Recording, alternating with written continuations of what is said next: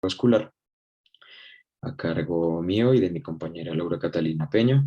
Somos estudiantes de 10º semestre y miembros activos de la SIC. Adicionalmente le damos la bienvenida a la doctora Laura Gutiérrez, anestesióloga cardiovascular de la Fundación Cardioinfantil. Doctora, buenas noches. Muchas gracias por acompañarnos y estar acá con nosotros el día de hoy. Hola, buenas noches a todos. Bueno, por fines de conexión voy a desactivar mi cámara a lo largo de la presentación y ya al final la vuelvo a activar. Entonces, empecemos. ¿Están viendo bien mi pantalla? ¿Me escuchan? Listo. Empecemos entonces. Perdón, listo. Y empecemos, quiero que empecemos básicamente respondiendo una pregunta y es, ¿cuál es la importancia de la optimización de los pacientes que van a ser llevados a cirugía cardiovascular? Y esa importancia radica en como en tres características principales que comparten la mayoría de los pacientes que son llevados a este tipo de cirugías, y es que son pacientes de edad avanzada o pacientes con múltiples comorbilidades, pacientes obesos, con diabetes, con hipertensión, con su misma patología cardíaca, y al mismo tiempo son pacientes frágiles. Entonces, si reunimos estas tres características, tenemos tres factores de riesgo fácilmente como intervenibles, fácilmente intervenibles para reducir la incidencia y la severidad de las complicaciones en el posoperatorio. Entonces, básicamente lo que va a pasar, lo que vamos a hacer es en nuestra consulta de valoración preanestésica, vamos a identificar predictores y factores de riesgo preoperatorios para intervenirlos y mejorar la recuperación. Esta intervención se va a basar básicamente en un preacondicionamiento funcional y nutricional con el fin de mejorar el estado funcional del paciente. Un estado funcional que podemos verlo desde diferentes sistemas, desde el sistema nervioso central, un punto de vista psicológico, desde un punto de vista pulmonar, respiratorio, de circulación, sistema gastrointestinal y muscular. Entonces, hemos organizado la charla y queremos desarrollar la charla de acuerdo a todo el proceso al que se somete el paciente pues, en el proceso perioperatorio, y vamos a empezar con las medidas preoperatorias, con las intervenciones preoperatorias, seguido de las intervenciones que podemos hacer en el quirófano a nivel intraoperatorio, ya después medidas posoperatorias y al final hablaremos un poco sobre diferentes medicamentos que solemos encontrar en pues, en nuestros pacientes llevados a cirugía cardiovascular. Bueno, entonces digamos que para organizar la revisión y las estrategias lo organizamos por preoperatorio, intraoperatorio y posoperatorio, como Santiago les estaba comentando. Digamos que esto pues está orientado y basado en las guías y en los protocolos ERAS. Estos son una iniciativa que mejora la atención multimodal y transdisciplinaria del paciente que va a ser llevado a cirugía cardiovascular. Estas, pues digamos que tienen como objetivo reducir el impacto del estrés perioperatorio del paciente y acelerar, pues digamos que su recuperación para que puedan, digamos que en un fin último, reincorporarse lo más pronto posible a su vida, pues digamos, cotidiana, reducir tiempos de hospitalización, tiempos de estancia en UCI, complicaciones, y pues con todo esto lograr reducir los costos hospitalarios. Entonces, pues dentro del perioperatorio vamos a ver pues medición de la hemoglobina glicosilada, medición de la albúmina, corrección del déficit nutricional, consumo de líquidos claros previos a la anestesia, carga de carbohidratos, estas dos se relacionan mucho, pues digamos que empoderamiento, participación del paciente, la prehabilitación, el cese de tabaquismo y consumo de alcohol. Y ya pues más adelante vamos a ir desarrollando las intraoperatorias y las posoperatorias.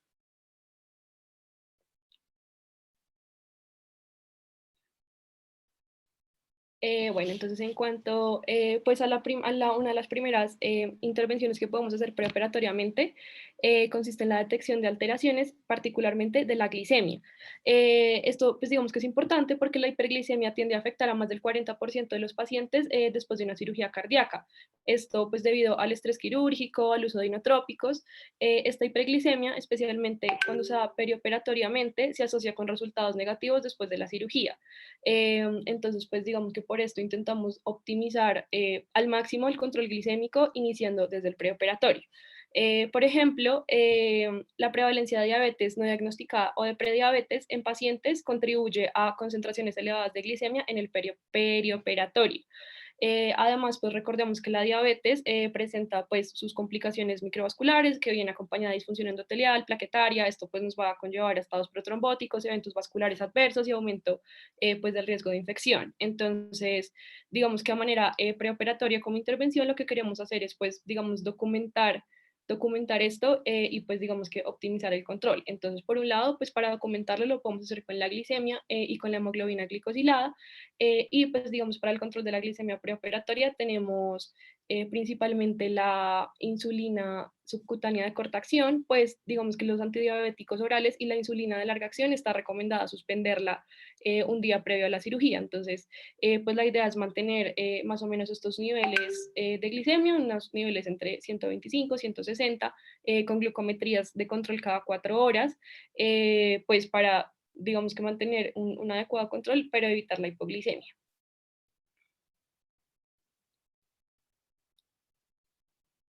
Y pues estará un poco la recomendación que les estaba diciendo anteriormente, pues que se recomienda suspender los antidiabéticos y la insulina de larga acción. Y ya pues puntualmente en cuanto a la evaluación del control glicémico preoperatorio para la estratificación del riesgo del paciente, lo tendemos a hacer pues con la hemoglobina glicosilada, idealmente pues menor a 6,5. Se ha visto que con esta cifra hay disminuciones en la incidencia de infección profunda de la herida external, menor incidencia de eventos isquémicos y de otras complicaciones. Entonces, realizamos un tamizaje preoperatorio para diabetes mellitus en todos los pacientes para pues intervenir y tratar de mejorar el control glicémico y en lo posible tratar de lograr una glicosilada menor a 7%.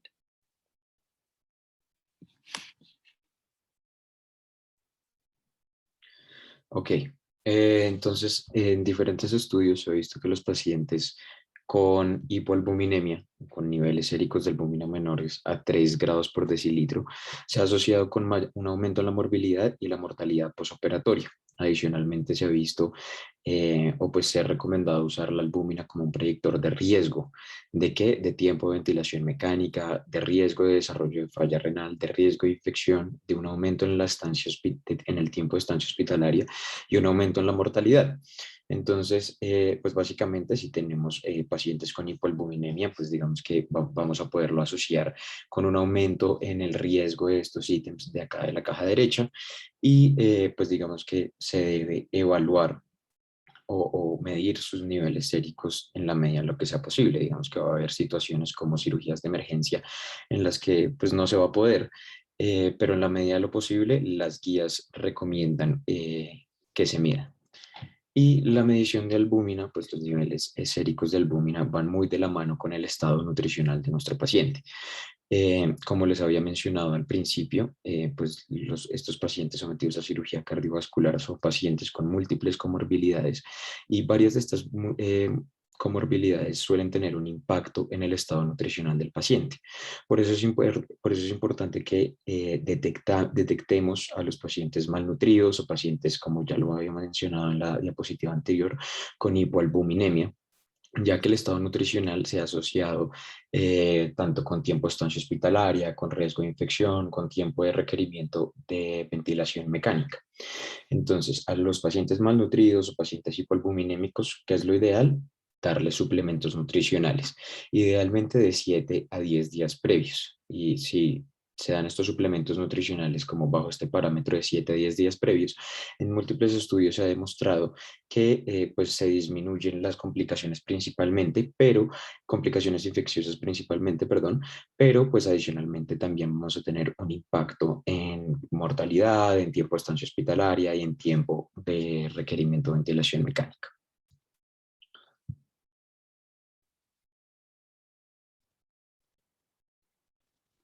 Bueno, en cuanto al consumo de líquidos claros antes de la anestesia general, pues digamos que normalmente se exige un ayuno de 6 a 8 horas previo a la anestesia. No obstante, pues se ha visto que en estos casos los líquidos claros no alcohólicos se pueden administrar de manera segura hasta incluso 2 horas antes de la inducción de la anestesia. Digamos que no hay, pues esta evidencia no se ha como establecido particularmente en grupos de poblaciones de cirugía cardíaca. Sin embargo, se ha logrado pues extrapolar desde otras poblaciones y pues se hace la recomendación, ya que pues digamos es segura, no se produjeron incidentes de aspiración, no se produjo neumonitis. Sin embargo, hay que tener en cuenta ciertas particularidades en los pacientes que pueden tener alteración en el vaciamiento gástrico, como por ejemplo pacientes con diabetes o pacientes que van a ser sometidos a un eco transesofágico durante la cirugía, que digamos que en ellos sí se podría aumentar un poco pues el riesgo de aspiración. Sin embargo, pues se ha visto que el ayuno no tiene que ser, digamos, tan prolongado, incluso se pueden dar comidas ligeras hasta 6 horas antes de la anestesia. Entonces, pues ya no es tan recomendado hacer un ayuno tan largo.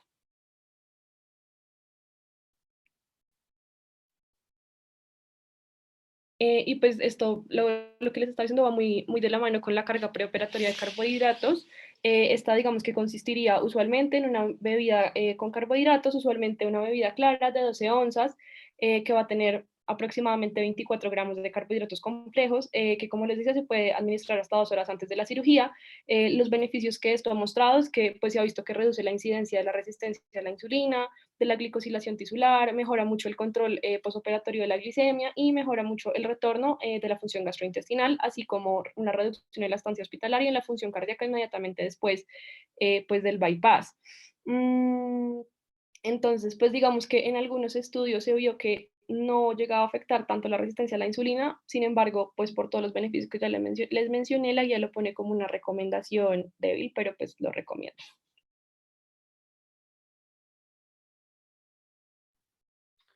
Y en cuanto a la prehabilitación, pues básicamente lo que queremos acá con esta intervención es, digamos, como adecuar físicamente y aumentar esa capacidad respiratoria, pues a esa capacidad pulmonar de nuestros pacientes para que se acoplen de una manera mucho más fácil al estrés al que se van a someter por la cirugía cardiovascular. Entonces, ¿en qué va a consistir esta prehabilitación? En pues, dos intervenciones grandes, el acondicionamiento aeróbico y el entrenamiento de músculos respiratorios. El acondicionamiento aeróbico puede ser caminata o que el paciente trote, entrenamiento funcional con su propio peso. En verdad, pues digamos que no hay uno que se recomiende, sino se debe recomendar el que mejor como que se adapte al paciente. Y en cuanto al entrenamiento de músculos respiratorios, pues esto se recomienda más que todo en pacientes con patologías pulmonares, como pacientes con EPOC, y consiste básicamente en ejercicios de inspiración profunda, con expiración forzada y pues acompañados también de terapia de incentivo respiratorio. En dos ensayos clínicos o en un ensayo clínico se hicieron estas intervenciones, se adoptaron estas medidas 2 semanas antes de la cirugía cardiovascular y la verdad los resultados no fueron tan diferentes como el paciente en el que no se realizó la intervención. Mientras que en otros estudios se adoptaron estas medidas 3 a 4 semanas previas a la intervención quirúrgica y pues los resultados pues ya fueron mucho más claros, ya que se evidenció que había reducción en complicaciones posoperatorias, disminución en el tiempo de estancia hospitalaria, y rehabilitación en mejoría en la rehabilitación y la reintegración a la sociedad y pues también una mejoría en la calidad de vida del paciente, tanto en el preoperatorio como en el posoperatorio. En cuanto al tabaquismo y al consumo de alcohol, pues estos hábitos se han asociado con complicaciones posoperatorias como infecciones respiratorias por neumonía, infecciones del sitio operatorio, sangrado, complicaciones metabólicas y de igual manera se han asociado a mayor tiempo de estancia hospitalaria, mayor tiempo de ventilación mecánica y mayor tiempo de estancia en UCI. Es por eso que debemos recomendar a los pacientes un cese del tabaquismo y del consumo de alcohol idealmente un mes antes del procedimiento, ya que en los pacientes en los que se ha tomado y se han adaptado estas medidas, se ha visto pues una disminución en la tasa de infección respiratoria y de sitio postoperatorio, disminución en tasa pues en el tiempo de estancia hospitalaria y de uso y disminución del tiempo de requerimiento de ventilación mecánica. Y por último, y no menos importante, en el preoperatorio, al revés, diría que muy importante, tenemos la participación del paciente. Tenemos que empoderar a nuestro paciente sobre el procedimiento al que se va a someter y los cambios que a los que se debe adaptar. Entonces, acá vamos a tener tres puntos grandes, como va a ser la educación, básicamente explicarle al paciente la cirugía a la que se va a someter, la pertinencia de esta, los resultados que esperamos. Disminución de la ansiedad, pues creo que cualquier paciente que va a ser llevado a cirugía, no necesariamente cirugía cardiovascular, pues tiene nervios, se encuentra ansioso, y esa disminución de la ansiedad va muy ligado de la educación. Entre más eduquemos al paciente, pues digamos que más pues vamos a favorecer una disminución de la ansiedad. Y por último, los cambios en el estilo de vida, como ya veníamos hablando, entonces que el paciente pues haga ejercicio, coma saludable, mantenga sus glicosiladas dentro de metas, pues para favorecer favorecer los desenlaces de la intervención quirúrgica. Bueno, ya en Y cuanto a las estrategias intraoperatorias, tenemos principalmente cuatro. La primera es la reducción de la infección del sitio operatorio, la otra sería pues digamos como la prevención de la hipertermia, la tercera sería fijación externa rígida y la cuarta sería el uso de ácido tranexámico.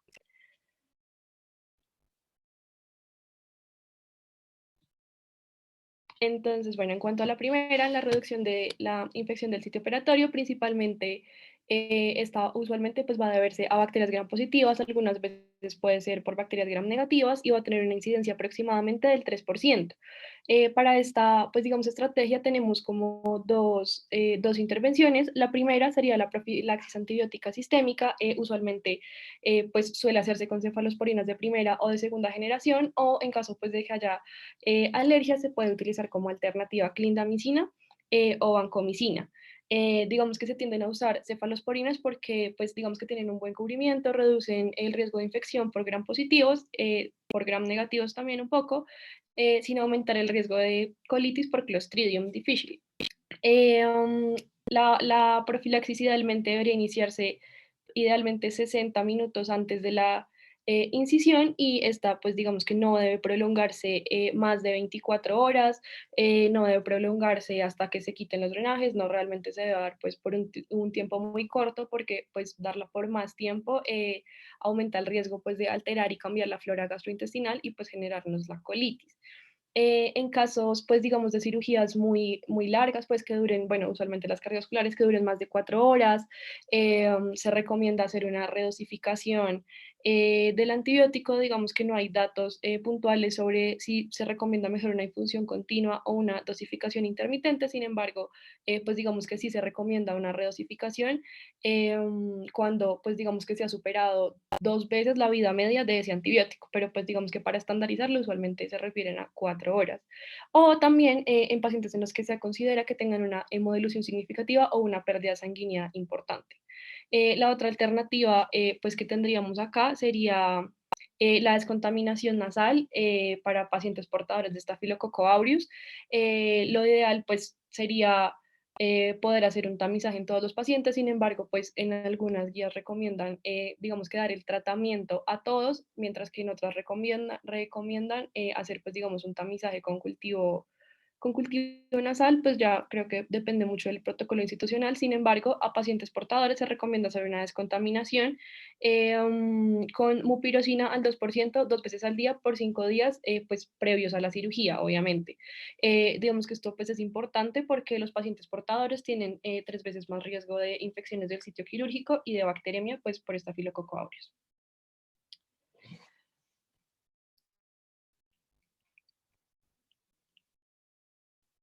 Si quieres, dale, Santi. Estas, pues, digamos, son las recomendaciones. Acá, pues, según la cirugía, pues, hablan sobre la profilaxis antibiótica.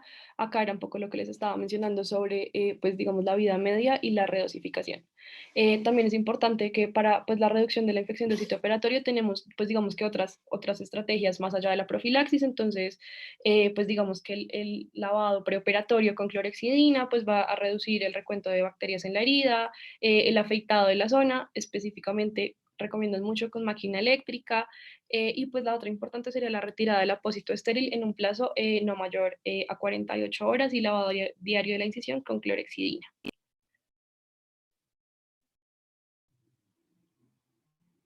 En cuanto a la hipertermia, esta se va a definir como una temperatura central mayor a 37,9 grados centígrados. Se ha visto que esta tiende a asociarse con déficit cognitivo, incluso 4 o 6 semanas posoperatorias. También se asocia mucho más con infección, con disfunción renal.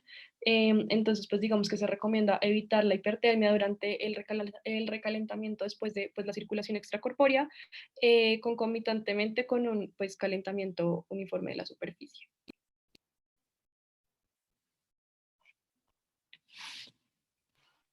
Listo, en cuanto a la fijación external rígida, entonces, pues para las personas que no han tenido la posibilidad de entrar a una cirugía cardiovascular, cuando se va a cerrar el esternón, se suele hacer con cerclajes de alambre. Es decir, pues eso básicamente es como una sutura normal, pero pues en vez de un hilo tienes como un tipo de alambre. Y eso pues se usa básicamente para aproximar los bordes del esternón. Se suele usar porque tiene baja tasa de complicaciones y es de bajo costo. Sin embargo, pues con el paso del tiempo se han dado cuenta de que sí se aproximan los bordes, pero no hay una fijación rígida de la herida. Y por esto se han experimentado con pues, diferentes alternativas, entre ellas el uso de una placa rígida que ha demostrado efectos positivos. En 2 ensayos clínicos se evidenció una menor tasa de complicaciones, una mejor recuperación external, menor dolor, mejoría en la calidad de vida e incluso los mismos costos que el uso de los cerclajes de alambre. En otros estudios también pues demostraron que hay menor tasa de mediastinitis y pues hay mejor recuperación. Entonces, pues las guías nos recomiendan el uso de esta placa rígida en pacientes con riesgo, pues en pacientes en riesgo con un IMC elevado, o pacientes con alguna patología pulmonar, o pacientes que están usando corticoides, pues que están en riesgo, que tienen un mayor riesgo de una infección del sitio operatorio. En cuanto al sangrado posoperatorio, pues este es un tema que ha sido de gran interés a lo largo del tiempo por sus resultados adversos a los que se ha asociado. Entonces, pues en búsqueda de diferentes medidas para disminuir el sangrado posoperatorio, se usó en pacientes que fueron llevados a revascularización miocárdica el ácido tranexámico. Y que se vio en estos pacientes que tenían menor necesidad de transfusión, menor riesgo de hemorragia mayor y menor riesgo de taponamiento que requeriría una reintervención.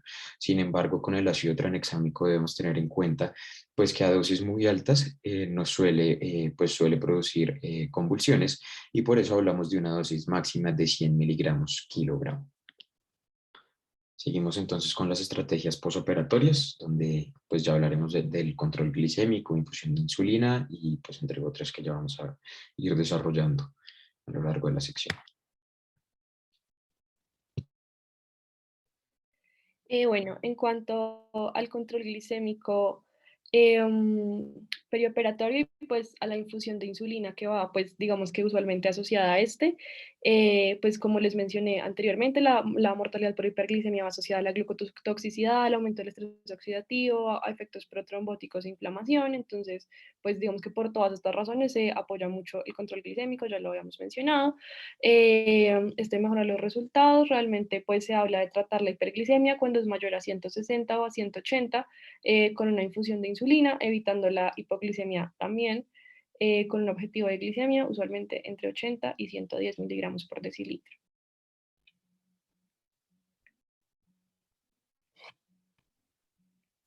Ok, el manejo del dolor en el posoperatorio pues es un tema de gran interés, no solo en los pacientes que son llevados a cirugía cardiovascular, sino en verdad los pacientes en posoperatorio pues de cualquier cirugía.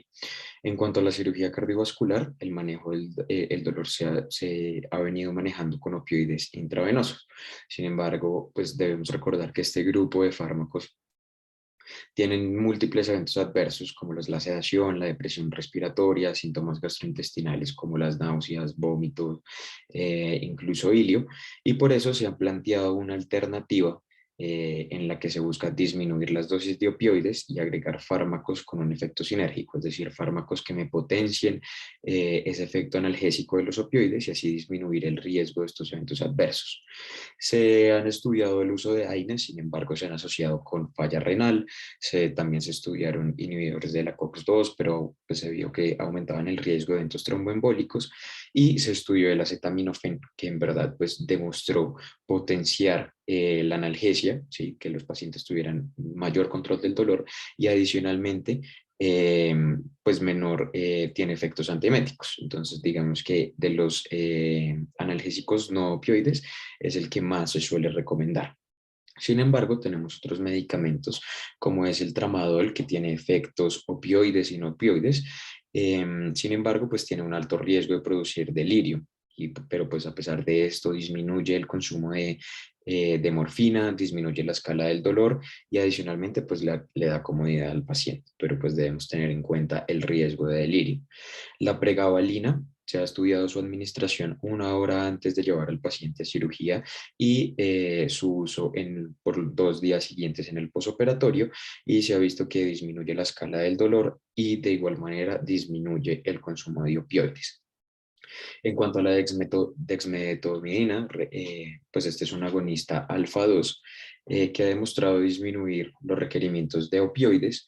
También ha demostrado una disminución en mortalidad a 30 días en el posoperatorio y se ha asociado con menor incidencia de delirium y de tiempos de intubación más cortos.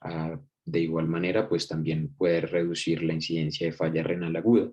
Y por último, tenemos la ketamina, que pues se suele usar por sus efectos hemodinámicos favorables y su bajo riesgo de presión respiratoria. Sin embargo, su uso para manejo del dolor, pues todavía le falta evidencia, y por eso digamos que las guías, el único que nos recomiendan usar es la ketamina. De resto, podríamos usar cualquiera de estos que les acabo de mencionar. En cuanto a la detección del delirium posoperatorio, pues recordemos que el delirium es un estado confusional agudo que se caracteriza por ser fluctuante, por inatención, por alteración en el estado de conciencia. Y se ha visto asociado, pues se ha visto en el 50% de los pacientes que son llevados a cirugía cardiovascular. De igual manera, se ha asociado con menor tasa de supervivencia, de recuperación y mayor tasa de reingreso hospitalario. Es por eso que nos interesa detectarlo de una manera temprana, adicionalmente porque si lo detectamos de forma temprana, pues vamos a poder tratar pues su causa subyacente, como puede ser el dolor, la hipoxemia, el bajo gasto o la sepsis. Y lo vamos a hacer básicamente con 2 escalas. Está el CAM adaptado para LUCI, o el Intensive Care Unit Delirium Screening Checklist, que es este que tenemos acá, en el que pues evaluamos el estado de conciencia, la inatención, la orientación, si hay alucinaciones, agitación psicomotora, pues como el habla, el sueño y la fluctuación de los síntomas.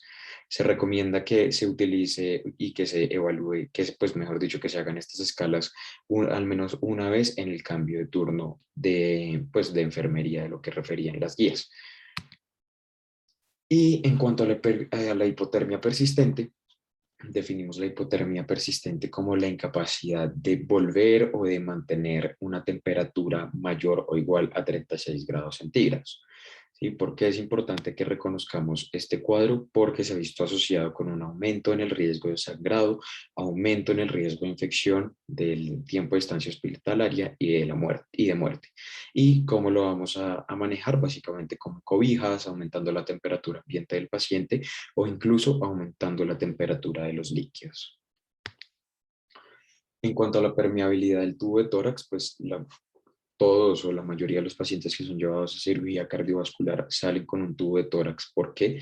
Porque suelen quedar como sangrado remanente en el pericardio. Entonces, pues la idea es que drenemos esa sangre y no que se formen cuadros de inflamación, pues inflamatorios secundarios a hemólisis o coagulación de esta sangre que me genere un taponamiento o me genere me aumenta el riesgo de arritmias. Entonces, ¿qué pasa si no tengo, si el tubo de tórax no es permeable? Digamos que se formó un coágulo y tapó el tubo de tórax. ¿Qué va a pasar? Va a haber un acúmulo de sangre en el pericardio y eso pues va a resultar en hemólisis, en, en oxidación, en inflamación, que va a resultar en efusión pericárdica o pleural, aumentándome el riesgo de taponamiento o de arritmia, como puede ser eh, se me olvidó, una FA.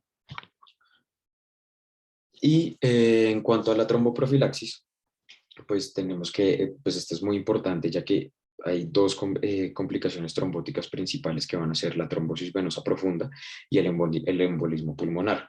¿Cuál va a ser esa tromboprofilaxis para prevenir esas complicaciones trombóticas?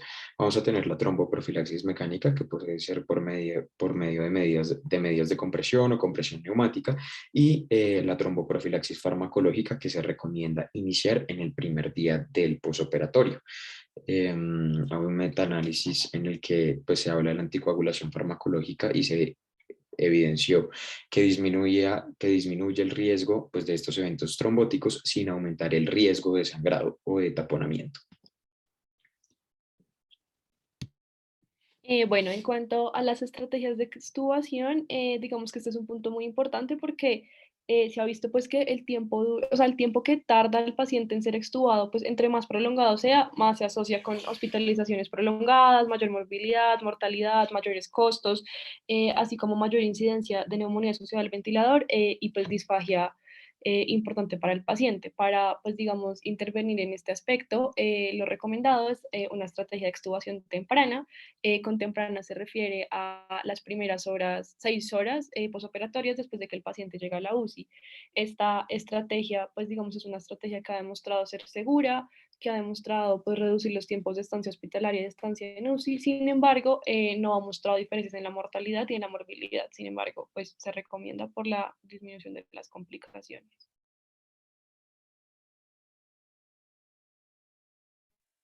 En cuanto a la fluidoterapia dirigida por metas, pues digamos que esta es una técnica utilizada pues para administrarle al paciente tanto fluidos como vasopresores inotrópicos con el fin de evitar la hipotensión y el gasto cardíaco, según pues digamos ciertas metas o ciertos objetivos que son cuantitativos pues en los signos vitales del paciente, como pueden ser la presión arterial, el índice cardíaco, la saturación venosa de oxígeno, el gasto urinario, el consumo de oxígeno y el lactato.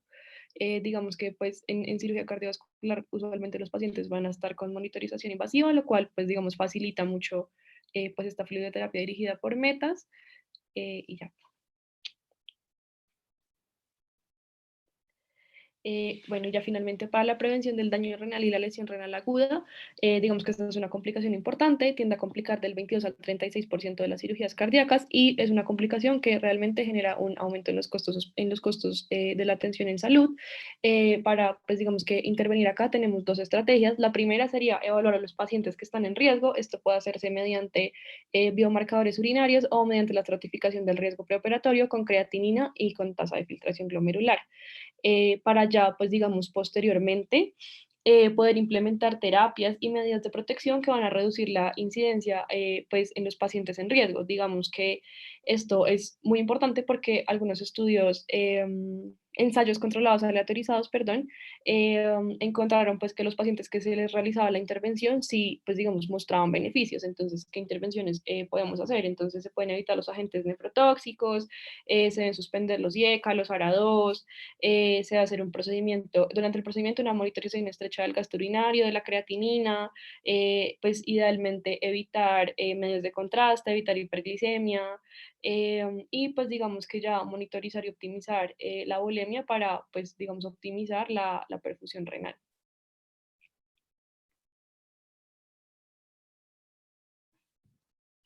Bueno, en cuanto a la anemia, pues la anemia es de gran importancia ya que es una comorbilidad frecuente.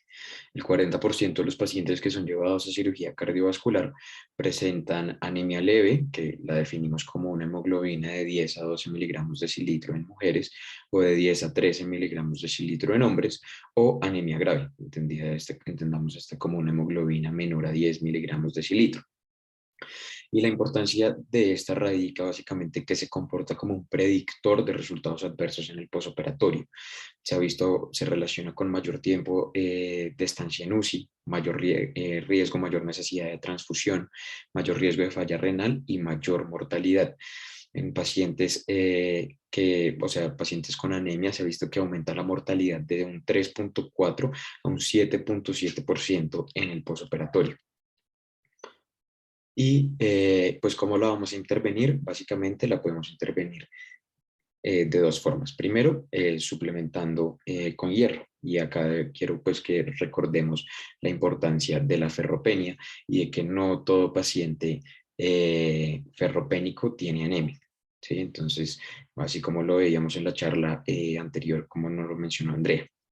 Vamos a reponer, para reponer hierro, podemos reponerlo de forma intravenosa o de forma oral para estimular la eritropoyesis. Sin embargo, en múltiples estudios pues, se habla de que se prefiere la reposición intravenosa sobre la oral. Igual yo ahorita les voy a mostrar un cuadro sobre cómo se debe hacer esta terapia de reposición. Y se recomienda que se administre de 2 a 5 semanas previas. Por otro lado, entonces podemos administrar eritropoyetina. ¿Para qué? Para aumentar la masa eritrocitaria, aumentar los glóbulos rojos. La podemos usar en pacientes que rechazan las transfusiones y de igual manera nos ayuda a disminuir la necesidad de transfusión.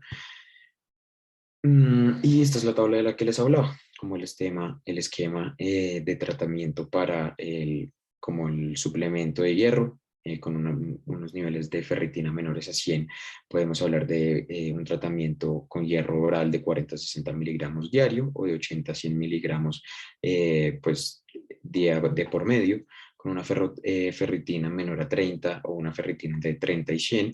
Pues ya pues hablamos de hierro carboximaltosa intravenoso, 1 gramo cada 15 días. Y ya, eso en cuanto a la anemia.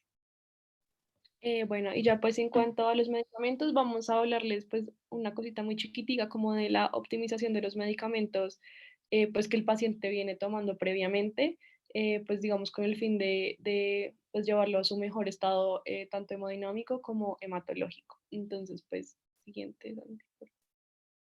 Bueno, entonces, por ejemplo, pues digamos medicamentos que nos gustaría resaltar acá. Entonces, por ejemplo, los IECA y los ARA2 son medicamentos que recomiendan se deben suspender en el preoperatorio, pues porque digamos que el eje renina-angiotensina-aldosterona es una forma que encuentra el paciente de cómo compensar la vasodilatación y el estrés quirúrgico. Si el paciente pues tiene inhibido el eje, pues digamos que va a ser más propenso a hipotensión preoperatoria, a shock, lo que va a incrementar mucho más el uso de vasopresores, de inotrópicos y de estancia en UCI, que pues es realmente lo que queremos evitar.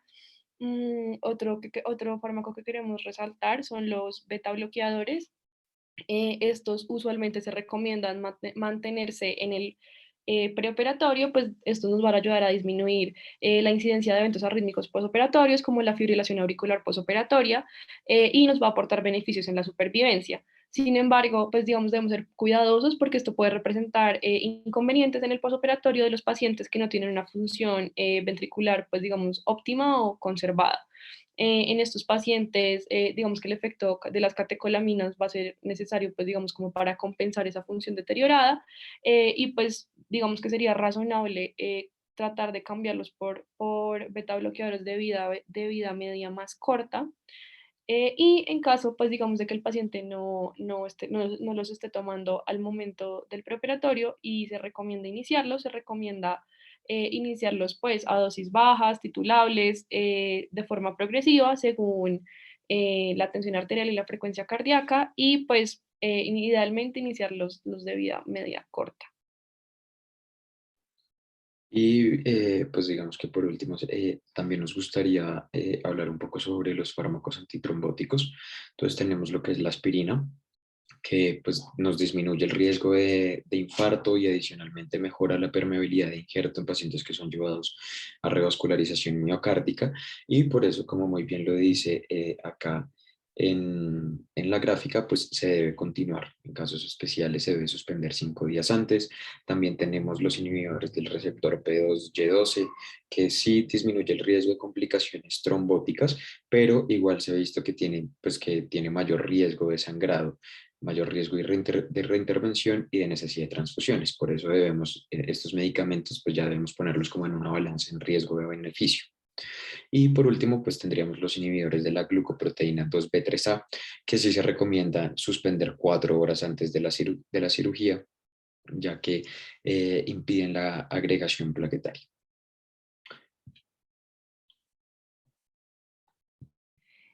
Bueno, y ya pues a manera de conclusión, entonces les trajimos pues como 4 mensajes para llevar a casa, pues digamos como para que integren todo el tema. El primero pues es como importante resaltar que los resultados en cirugía cardiovascular no dependen únicamente del procedimiento quirúrgico, sino que muchas veces realmente dependen es de las condiciones previas en las que pues llega el paciente a la sala. Pues digamos que para eso y para hacer pues una buena práctica, todo pues en aras del bien del paciente, se hace pues digamos necesario conocer qué medidas preventivas o qué medidas puedo intervenir tanto preoperatoriamente, intraoperatoriamente y posoperatoriamente, que puedan mejorar los resultados pues, del paciente. Para minimizar las complicaciones es fundamental el acondicionamiento preoperatorio como lo veíamos, y pues digamos que para todo, para el desarrollo pues de todo esto es pues lo más ideal el desarrollo de protocolos que permitan estandarizar lo máximo posible para evitar las variaciones innecesarias, porque esto pues digamos que va a mejorar mucho la calidad, tanto como en la seguridad, en la atención y en los costos.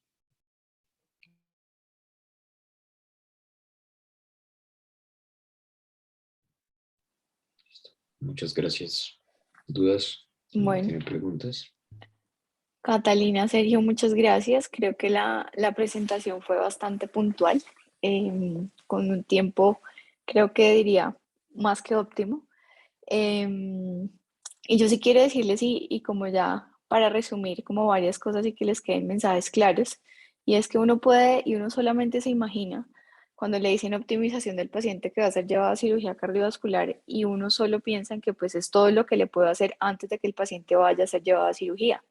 Pero como ellos nos mostraron con todas estas estrategias, se pueden intervenir diferentes momentos de todo el transoperatorio, incluso el posoperatorio, para impactar realmente en la estancia hospitalaria, que se ha demostrado que se reduce casi hasta en un 50%, y obviamente la tasa de complicaciones asociadas a estos procedimientos de cirugía cardiovascular.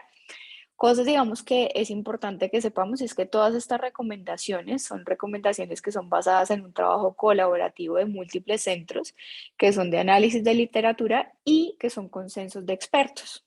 Bueno, entonces acuérdense que acá hablamos de protocolos como institución o como la Cardio, como Mederi, adaptamos algunas de esas recomendaciones para generar nuestro propio protocolo o nuestra guía de práctica clínica, ¿listo? Y ceñirnos a nuestro entorno y a nuestro, digamos, a lo que tenemos. Entonces, esa es como una de las cositas iniciales que sí quería como que nos quedaran claras. Si vieron en todo el transoperatorio, tanto en el pre como en el intra, en el pro, en el posoperatorio, el manejo de la glicemia es súper importante. Los pacientes diabéticos mal controlados se infectan más. Bueno, entonces no podemos llevar a un paciente que tenga una hemoglobina glicosilada por encima de 7 a cirugía cardiovascular. Ahora, todo esto siempre lo ponemos en contexto. Si es un paciente con angina inestable que está asintomático, y que ya no le podemos dar más largas para optimizarle ese control glicémico, pues deberíamos llevarlo a cirugía. ¿Listo? Obviamente sopesando el riesgo que tenemos de infección del sitio operatorio, de dehiscencia external, pero son condiciones, digamos, que debemos como tener claras, sobre todo en el preoperatorio.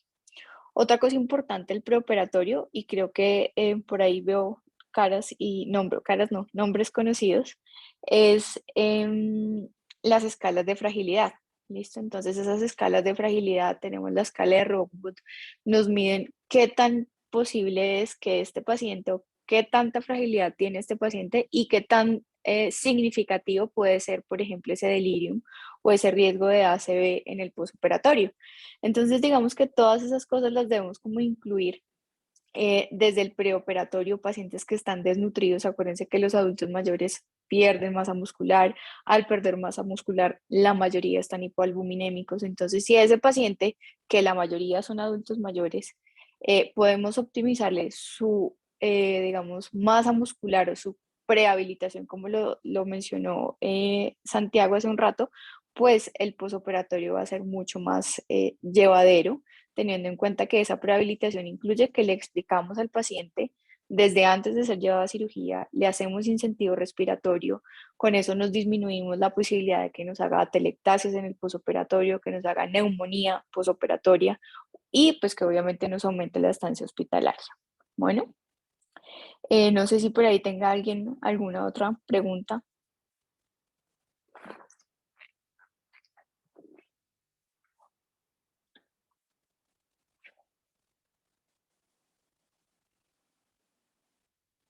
Creo que no hay más preguntas, doctora. Muchísimas gracias pues por tu tiempo y por tu apoyo en la revisión. Y pues gracias a todos por asistir. Bueno,